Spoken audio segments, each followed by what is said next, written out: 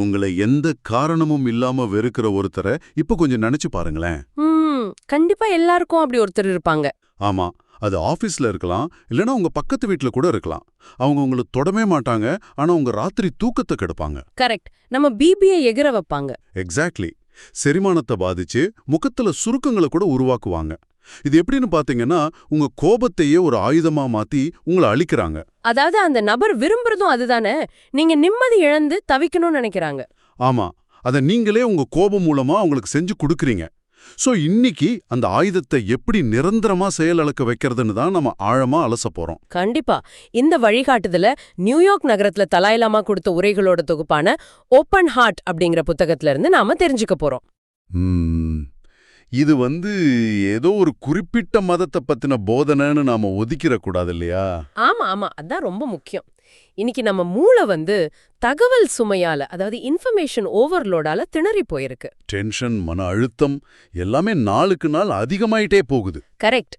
இப்படிப்பட்ட ஒரு குழப்பமான நேரத்துல மனச பழுக்கப்படுத்தி அன்றாட வாழ்வில கருணையையும் மகிழ்ச்சியையும் எப்படி கொண்டு வரதுங்கிறதுக்கான மிக தெளிவான ஒரு உளவியல் வழிகாட்டுதல தான் இந்த புத்தகம் சொல்லுது. சரி, இது கொஞ்சம் விரிவாவே அலசுவோம். இந்த புத்தகம் நிறைய கடினமான தத்துவங்களை சொன்னாலும் அது நம்ம அன்றாட வாழ்க்கையோட எவ்வளோ நெருக்கமா இருக்குன்னு பார்க்கும்போது ரொம்ப ஆச்சரியமா இருக்கு. உண்மைதான். குறிப்பா பாத்தீங்கன்னா, மகிழ்ச்சியை நாம எங்க தேடுறோங்கிற கேள்வி. ஒரு புது கார் வாங்கினா இல்ல பெரிய வீடு கட்டினா நிரந்தர சந்தோஷம் கிடைச்சிடும்னு நாம நம்புறோம். ஆனா அது அப்படி கிடையாது. உடல் ரீதியான வசதிகளை விட மன ரீதியான நிலைத்தன்மை தான் ரொம்ப வலிமையானதுன்னு இந்த புத்தகம் ஆரம்பிக்குது. கரெக்ட். இப்போ நீங்க ஒரு சொகுசான பஞ்சு மெத்தையில சரியான ஏசி குளிர்ச்சியில படுத்திருந்தாலும் மூளைக்குள்ள ஒரு சின்ன கவலை ஓடிட்டு இருந்தா அந்த மெத்தையோட சுகம் உங்களுக்கு தெரிய போறதில்ல. ஆமா, தூக்கமே வராது. அதுதான் அடிப்படை முரண்பாடு. உடல் ரீதியா உங்களுக்கு ஒரு சின்ன வலி இருந்தாலும் உங்க மனம் ரொம்ப அமைதியா உறுதியா இருந்தா அந்த வலியை உங்களால ஈஸியா கடந்து போக முடியும். எக்ஸாக்ட்லி. இங்கிருந்து தான் தலாய் லாமா ஒரு முக்கியமான உண்மையை உடைக்கிறாரு. நாம பொதுவா கோபம், ஆசை, வெறுப்பு மாதிரியான எதிர்மறை உணர்ச்சிகளை இயற்கையானதுன்னு நினைக்கிறோம். அதாவது எனக்கு கோபம் வர்றது என் சுபாவம் அப்படின்னு நாமளே நியாயப்படுத்துறோம். ஆமா, ஆனா புத்தமத தத்துவத்தின்படி பாத்தீங்கன்னா அதெல்லாம் தானா வர்றதில்ல. அவை நாம காலங்காலமா தொடர்ந்து பழகி போன பழக்கங்கள், அவ்வளோதான். ஓ, அப்போ இதை நம்ம மூளைக்கு ஒரு சாஃப்ட்வேர் அப்டேட் பண்ற மாதிரி இருக்கு. கரெக்டா சொன்னீங்க. அதாவது கோபங்கிறக்கு நம்ம ஹார்ட்வேர்ல உள்ள பிரச்சனை இல்ல, அது நாம தவறா எழுதி வச்சிருக்க ஒரு கோடு. ஆமாமா, அதை மாற்றி எழுத முடியுங்கிறதே ஒரு பெரிய நிம்மதிதான். ஆனா ஒரு நிமிஷம் இருங்க. கோபம் ஒரு பழக்கம்னா அதை கட்டுப்படுத்துறது எப்படி? கோபத்தை அப்படியே அடக்கி வைக்கிறது ரொம்ப ஆபத்தானதுன்னு இப்போ உள்ள சைக்காலஜிஸ்ட் கூட சொல்றாங்களே. கண்டிப்பா. உணர்ச்சிகளை அடக்கினா அது வேற விதமா வெடிக்கும். கோபத்தை அடக்கி வைக்கிறதுங்கிறது ஒரு வெடிகுண்ட உள்ள மறைச்சு வைக்கிறதுக்கு சமம். அப்போ தலாய் லாமா என்ன சொல்றாரு? அவர் உணர்ச்சிகளை அடக்கிறத பத்தி சொல்லல, உணர்ச்சிகளை பகுப்பாய்வு செஞ்சு அதை செயலிழக்க வைக்கிறத பத்தி சொல்றாரு. ஓ, இன்ட்ரெஸ்டிங். கோபத்தினால நமக்கு கிடைக்கிற சக்தி ஒரு குருட்டு சக்தி. யாராவது உங்களை திட்டினா நீங்க திருப்பி திட்டும்போது ஒரு தற்காலிகமான பவர் கிடைச்ச மாதிரி தோணும். ஆமா, ஆனா அதுல எந்த பிரயோஜனமும் இல்ல. கரெக்ட். இங்கதான் நம்ம கர்மாங்கிற வார்த்தையோட உண்மையான அர்த்தத்தை புரிஞ்சுக்கணும். கர்மாங்கிறது பலரும் நினைக்கிற மாதிரி கடவுள் எழுதி வச்ச கணக்கு புத்தகமோ தண்டனையோ கிடையாது. அப்போ அது என்ன? அது முற்றிலும் செயல் மற்றும் விளைவு, அதாவது காஸ் அண்ட் எஃபெக்ட். நீங்க ஒருத்தர் மேல கோபப்படுற ஒவ்வொரு முறையும் உங்க மூளையில கோபத்துக்கான நரம்பியல் பாதைகளை நீங்க வலுப்படுத்துறீங்க. ஓ, நியூரல் பாத்வேஸ். ஆமா, அடுத்த முறை மிக சின்ன விஷயத்துக்கு கூட உங்களுக்கு இன்னும் வேகமா அதிகமா கோபம் வரும். அந்த தீய பழக்கத்தோட சங்கிலி தொடர் தான் கர்மா. அப்படி என்றால் தவறான அந்த பழைய குறியீடுகளை அழிச்சிட்டு புதிய நல்ல பழக்கங்களை நம்ம சிஸ்டம்ல இன்ஸ்டால் பண்ணணும். எக்ஸாக்ட்லி. அந்த பழைய நரம்பியல் பாதைகளை உடைக்க நமக்கு ஒரு டூல் தேவைப்படுது. அந்த இடத்துல தான் தியானம் வருது. ஆனா தியானம்னாலே எனக்கு ஒரு தயக்கம் உண்டு. ஏன்னா அமைதியா உட்கார்ந்துகிட்டு மனசு அப்படியே வெற்றிடமா ஆக்குறது, எந்த சிந்தனையும் இல்லாம பல மணி நேரம் இருக்கிறதுன்னு தானே எல்லாரும் நினைக்கிறாங்க. அது ஒரு மிகப்பெரிய தவறான புரிதல். மனம் வெற்றிடமா மாறுறது தியானத்தோட நோக்கமே கிடையாது. ஓ, அப்படியா? ஆமா, திபெத்திய மொழியில தியானம் என்பதற்கு கோம் என்று பெயர். இதோட உண்மையான அர்த்தம் பாத்தீங்கன்னா பழக்கப்படுத்துதல், ஃபெமிலியரைசேஷன். அதாவது ஒரு குறிப்பிட்ட நல்ல விஷயத்த மனசுக்கு தொடர்ந்து பழக்கப்படுத்துறது. கரெக்டா? சரியா சொன்னீங்க. உங்க மனசுக்கு எதை நீங்க உணவா குடுக்குறீங்களோ அதுவாவே நீங்க மாறுறீங்க. தியானத்துல 2 முக்கிய பணிகள் இருக்கு. என்னன்னா அது? ஒன்னு பகுப்பாய்வு தியானம், அதாவது அனலிட்டிக்கல் மெடிடேஷன். இன்னொன்னு நிலைநிறுத்தப்பட்ட தியானம், அதாவது செட்டில்டு மெடிடேஷன். ஓகே. நாம சாதாரணமாவே அறியாவலே இந்த பகுப்பாய்வு தியானத்தை செஞ்சுட்டு தான் இருக்கோம். ஆனா தவறான விஷயங்களுக்கு. எனக்கே புரியுது நீங்க சொல்றது. இதுக்கு புத்தகத்துல உள்ள ஒரு உதாரணத்தையே நம்ம எடுத்துப்போம். சொல்லுங்க.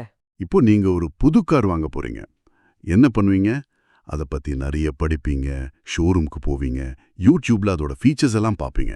ஆமா, லெதர் சீட் எவ்வளோ மென்மையா இருக்கும், என்ஜின் சத்தம் எப்படி இருக்கும்னு நினைப்போம். கரெக்ட். அந்த காரோட மேல உள்ள உங்க ஆசைய நாளுக்கு நாள் லாஜிக்கா வளர்த்துக்குவீங்க. நீங்களே அறியாம அந்த கார் மேல ஒரு மிக ஆழமான பகுப்பாய்வு தியானத்தை செஞ்சுட்டு இருக்கீங்க. பியூட்டிஃபுல். ஆசைங்கிற உணர்வை உங்க மனசுக்கு பழக்கப்படுத்துறீங்க. இதே லாஜிக்கான பகுப்பாய்வு முறைய ஏன் பொறுமை, அன்பு மாதிரியான நற்பண்புகளை வளர்க்க பயன்படுத்தக்கூடாது? வாவ். அதையே நாம ஆரம்பத்துல பேசின அந்த பக்கத்து வீட்டுக்காரர்கிட்ட எப்படி பயன்படுத்தலாம்? ரொம்ப சிம்பிள். அவர் ஏன் அப்படி நடந்துக்கிறாருன்னு பகுப்பாய்வு பண்ணுங்க. அவருக்கும் குடும்ப பிரச்சனைகள் இருக்கலாம். ஆமா, அவரும் ஏதோ ஒரு அறியாமையில தான் அப்படி செயல்படுறாருன்னு நாம புரிஞ்சுக்கலாம். கரெக்ட். அவரு உள்ளூர மகிழ்ச்சியா இல்லன்னு லாஜிக்கா சிந்திக்கும் போது அவர் மேல உள்ளவங்க கோபம் குறைஞ்சு ஒரு பொறுமையும் இரக்கமும் தோணும். இப்படி பகுப்பாய்வு செஞ்சு ஒரு நல்ல உணர்வை, ஒரு அமைதியை மனசுக்குள்ள கொண்டு வந்த பிறகு எந்த சிந்தனையும் இல்லாம அந்த அமைதியான உணர்விலேயே மனச நிலைநிறுத்துறது தான் நிலைநிறுத்தப்பட்ட தியானம். ஓ, இதுதான் அந்த அமைதி நிலையா? ஆமா, விழிப்புணர்வோட ஒரு விஷயத்துல கவனம் செலுத்துறது தான் உண்மையான அமைதி நிலை. ஆனா அந்த அமைதி நிலையை அடையிறது அவ்வளோ சுலபம் இல்லையே. நாம கண்ண மூடி உட்கார்ந்த அடுத்த செகண்ட் ஆபீஸ்ல முடிக்காத வேலை ஞாபகத்துக்கு வரும், இல்ல நேத்து ராத்திரி பார்த்த வெப்சீரிஸ் ஞாபகத்துக்கு வரும். அதுதான் தியானத்துல உள்ள மிகப்பெரிய சவால். இத அடையறதுல 2 தடைகள் வரும். ஒன்னு கவனச்சிதறல், அதாவது எக்ஸைட்மெண்ட். மனம் ஒரு குரங்கு மாதிரி ஏதோ ஒரு ஆசைக்கு பின்னால தாவி போயிடும். ஆமா. இன்னொன்னு சோர்வு, அதாவது லாக்சிட்டி. மனம் எந்த சிந்தனையும் இல்லாம மந்தமாகி மெல்ல தூக்கம் வந்துரும். ஆமாமா, நிறைய பேருக்கு இது நடக்கும்.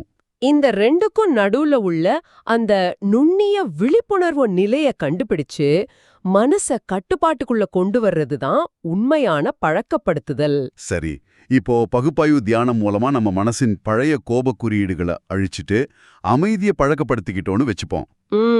அமைதியான ரூம்ல தனியா உட்கார்ந்துருக்கும் போது இதெல்லாம் நல்லா தான் இருக்கு. ஆனா வீட்டை விட்டு வெளியே போய் டிராஃபிக்ல யாராவது உங்க வண்டியை இடிச்சிட்டு போனா இந்த அமைதி எப்படி தாக்கு பிடிக்கும்?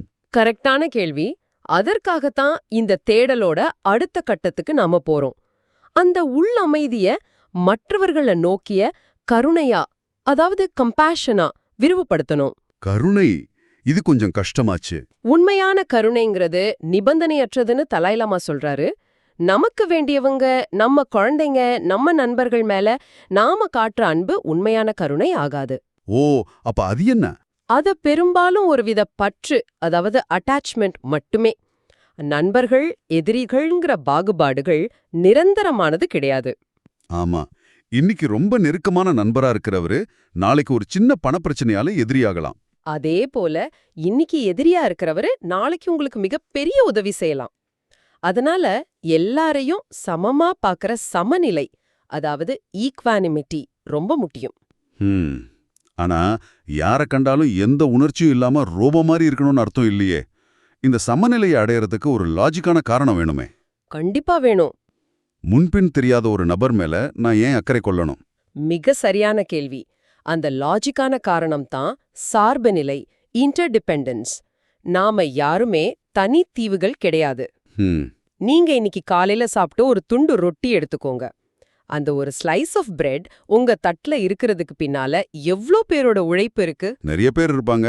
கோதுமை விளைவிச்ச விவசாயி, ஆமா, அந்த பயிருக்கு உரத்தை தயாரிச்ச ஃபேக்டரி ஊழியர், அறுவடை செஞ்ச டிராக்டர் டிரைவர், கோதுமையை அரைச்ச ஆலை தொழிலாளி, அத ரொட்டியா சுட்ட பேக்கரி ஊழியர், அத நம்ம ஊருக்கு கொண்டு வந்த லாரி டிரைவர்னு லிஸ்ட் போயிட்டே இருக்கு. கரெக்ட். உலகம் முழுதும் உள்ள கண்ணுக்கு தெரியாத பலாயிரம் மக்களோட நேரடி மற்றும் மறைமுக உழைப்புல தான் உங்க ஒவ்வொரு நாளும் நகருது. இது உண்மையிலே நம்ம பார்வையை முற்றிலும் விரிவடைய செய்யுது. ஆமா, உங்க உடல் நலம், உங்க வேலை, உங்க சந்தோஷம் எல்லாமே எண்ணற்ற மனிதர்களோட சார்பு நிலையில தான் இருக்கு. இந்த ஆழமான உண்மையை நீங்க உணரும்போது சமுதாயத்தில் உள்ள ஒவ்வொரு மனிதரும் உங்களுக்கு முக்கியமானவரா தெரிவார். நிஜமாவே இது ஒரு நல்ல பாயிண்ட். இந்த புத்தகத்துல என்ன ரொம்ப நெகிழ வச்ச ஒரு கதை இருக்கு. தலாய் லாமா தென்னாப்பிரிக்காவுக்கு போறாரு. ஓ, அந்த கருப்பின ஆசிரியர் கதை தானே? ஆமா ஆமா. நிறைவேறி ஒழிஞ்சு கருப்பின மக்களுக்கு சம உரிமை கிடைச்ச கொஞ்சம் பிந்தைய காலகட்டம் அது. அங்க ஒரு கருப்பின ஆசிரியரை அவர் சந்திக்கிறாரு. தலாய் லாமா அவர்கிட்ட, இப்போ உங்க நாட்டுல புது அரசியல் சட்டம் வந்துருச்சு, இனி நீங்க வெள்ளையர்களுக்கு நிகரா சம உரிமையோடும் முழு நம்பிக்கையோடும் முன்னேறணும்னு ரொம்ப உற்சாகமா சொல்றாரு. ஆனா அந்த ஆசிரியர் என்ன சொல்றாரு? அவரு ரொம்ப சோர்வா, இல்ல கருப்பினத்தவர்களோட மூளை வெள்ளையர்களோட மூளையை விட தாழ்ந்ததுன்னு நான் நம்புறேன், எங்களுக்கு அவ்வளோ அறிவு கிடையாது, எங்களால அவங்களுக்கு இணையா செயல்படவே முடியாதுன்னு சொல்றாரு.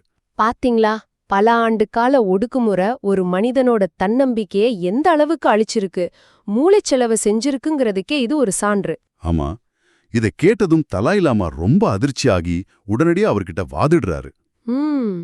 திபெத்திய அகதிகளா தாங்க எப்படி கஷ்டப்பட்டு முன்னேறினோன்னு சொல்றாரு. கரெக்ட்.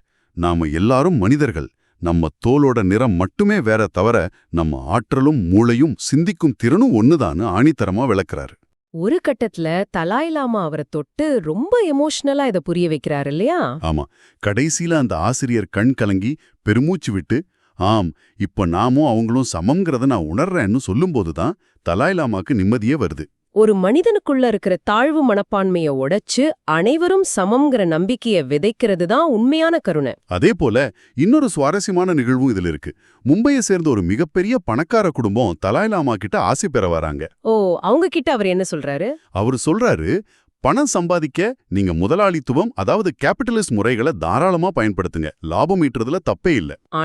ஆனா அப்படி சம்பாதிச்ச செல்வத்தை சமூகத்துல உள்ள ஏழைகளோட கல்விக்கும் மருத்துவத்துக்கும் கொடுக்கறதுக்கு சமதர்ம, அதாவது சோஷலிஸ்ட் முறைகளை பயன்படுத்துங்கன்னு சொல்றாரு. ரொம்ப பிராக்டிக்கலான ஒரு அட்வைஸ்.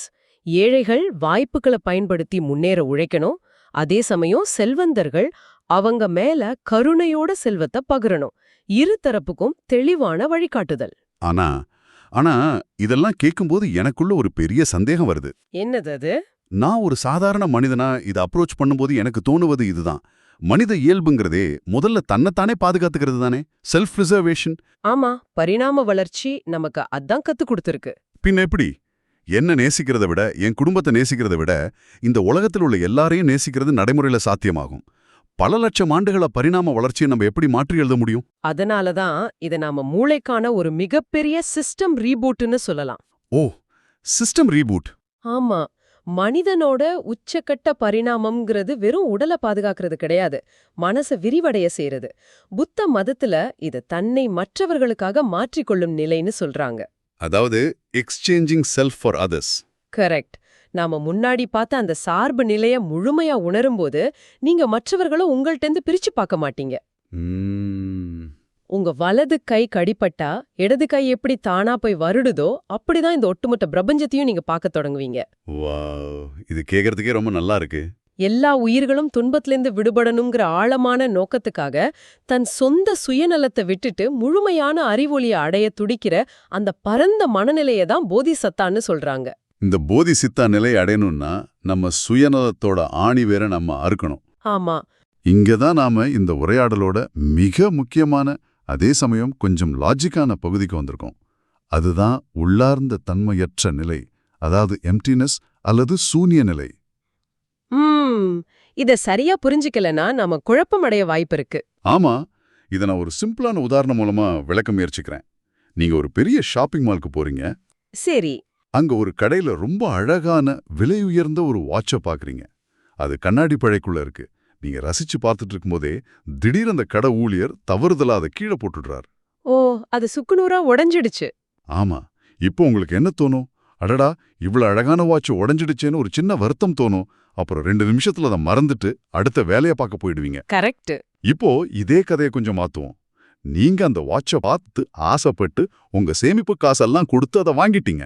அதை உங்க கையிலையும் கட்டிட்டீங்க. இப்போ அது உங்க வாட்ச். ஆமா. மால்ல இருந்து வெளியே வரும்போது தவறுதலா நீங்களே அதை கீழே போட்டுடுறீங்க, வாட்ச் உடையுது. இப்போ உங்க மனநிலை எப்படி இருக்கும்? கண்டிப்பா இதயம் நொறுங்கிடும், ராத்திரி எல்லாம் தூக்கம் வராது. எக்ஸாக்ட்லி. வாட்ச் ஒண்ணுதான், அது உடைஞ்ச விதம் ஒண்ணுதான். ஆனா முன்னாடி இல்லாத அந்த வலி இப்போ ஏன் வந்துச்சு?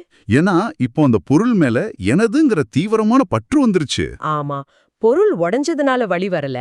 அந்த பொருள் மேல நீங்க வச்சிருந்த அந்த பற்று உடைஞ்சதுனால தான் வலி வருது.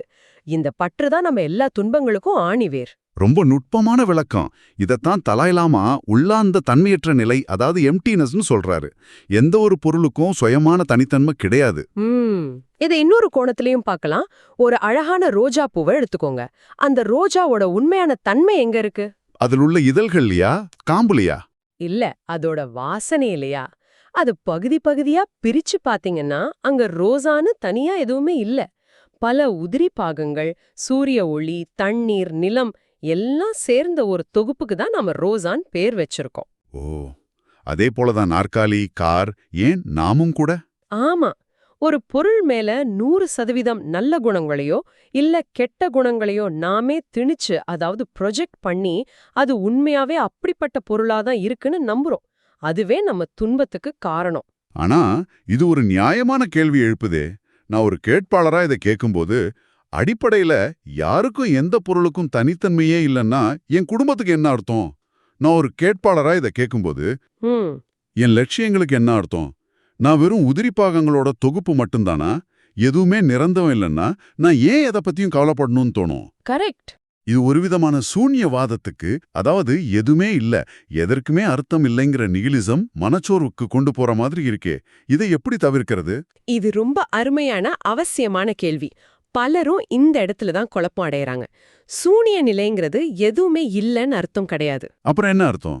இங்க நாம சார்பு நிலை உருவாக்கும், அதாவது டிபெண்டன்ட் ஒரிஜினேஷன் ஒரு நுட்பமான உண்மைய பொருத்தி பார்க்கணும். இத நாம முன்னாடி பார்த்த அந்த பிரெட் ஸ்லைஸ் உதாரணத்தோட இணைச்சு பார்க்கலாம். ஓகே. பொருட்கள் இருக்கு, நாமும் இருக்கும். ஆனா நாம எப்படி இருக்கோம்? நாம தனித்தனியான எதையும் சாராத சுயம்புவான மனிதர்கள் கிடையாது. உங்க உடல் உங்க பெற்றோரை சார்ந்தது, உங்க சிந்தனைகள் நீங்க படிச்ச புத்தகங்களை பழகுன மனிதர்களை சார்ந்தது. ஒரு நதி இருக்குன்னு வச்சுப்போம். அந்த நதிங்கிறது நீரோட ஓட்டத்தை சார்ந்தே இருக்கு. ஆமா, நீரை தவிர்த்துட்டு நதின்னு ஒண்ணு தனியா இல்ல. அதே போலத்தான் உங்க அடையாளங்கிறது உங்களை சுத்தியுள்ள உறவுகள், உலகத்துடனான உங்க தொடர்பின் மூலியமா தான் உருவாகுது. இத உணரும்போது நான் வெறும் உதிரி பாகம்னு எண்ணம் வராது. ஓ, மாறாக நான் இந்த பிரபஞ்சத்தின் அத்தனை விஷயங்களோடும் இணைக்கப்பட்டிருக்கேங்கிற பொறுப்புணர்வு வரும். எக்ஸாக்ட்லி. நமது நான் எனதுங்கிற குறுகிய அகங்காரம் ஒரு மாயேன்னு புரிஞ்சிக்கும்போது பொருட்கள் மேல, மனிதர்கள் மேல உள்ள பிடிவாதமான பற்று தளர்ந்துடுது. பற்று தளரும்போது எதிர்பார்ப்புகளால வர்ற ஏமாற்றங்கள் இல்ல, துன்பங்கள் இல்ல. கரெக்ட். அந்த புரிதல் கிடைக்கும்போது மனம் எவ்வளவு இலகுவா மாறிடும் பாருங்களேன். நான் எனதுங்கிற குறுகிய வட்டத்தை விட்டு வெளியே வந்து நாம எல்லாரும் ஒன்னோடு ஒன்னு பிணைக்கப்பட்டிருக்கோன்னு உணரும்போது ஒரு பரவசமான விடுதலை கிடைக்குது.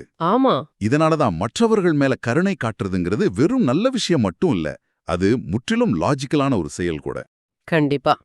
நாம நம்ம பழைய கோவப்பழக்கங்களை குறைச்சு எல்லாரையும் சமமா பாவித்து இந்த சார்பு நிலையை உணர்ந்து வாழத் தொடங்கினாலே அதுவே ஒரு முழுமையான தியான நிலைதான். அதுதான் இந்த புத்தகம் முன்வைக்கிற இறுதி இலக்கு. முழுமையான அறிவொளிங்கிறது காட்டுல போய் கண்ணை மூடி உட்கார்ந்துகிட்டு எங்கோ வானத்திலிருந்து ஒரு சக்தி குதிச்சு வரும்னு காத்திருக்கிறது கிடையாது. ஆமா, நம்ம மனசோட அறியாமைய, தேவையற்ற பற்றுதலை படிப்படியா அகற்றி ஒரு தூய்மையான தெளிவான நனவு நிலைய ஒவ்வொரு நாளும் ஒவ்வொரு செயலையும் நடைமுறைப்படுத்துறது தான் அது. அருமை. இந்த ஆழமான உரையாடலோட இறுதிக்கட்டத்துக்கு நாம வந்துட்டோம்.